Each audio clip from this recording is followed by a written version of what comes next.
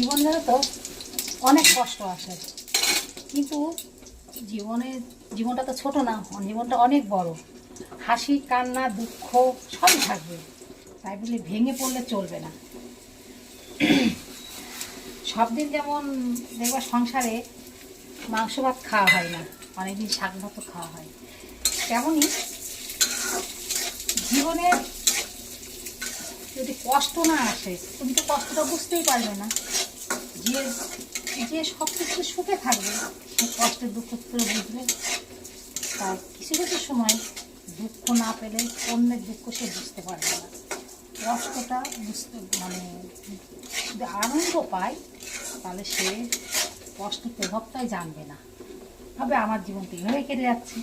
তাই জীবনে বাঁচতে গেলে তো কি বলবো, হাসি, আনন্দ, সুখ, দুঃখ সব থাকবে, তাহলে জীবন কিসের।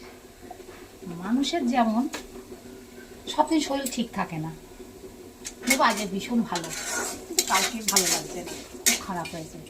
শরীর থাকলে যেমন রোগ হবে, এখন জীবনে চলতে গেলে প্রতিপদে ওছোটো খেতে হবে, উঠো দাঁড়াতে হবে। আর জীবন মানে লড়াই, যোদ্ধা, সেখানে লড়াই করে বাঁচতেও হবে। কোনো ভাববে না আমি অসহায়, আমার কেউ নেই, আমি আমি একা হয়ে গেছি, কোনো সময় না। নিজের মনের জোর বড় জোর।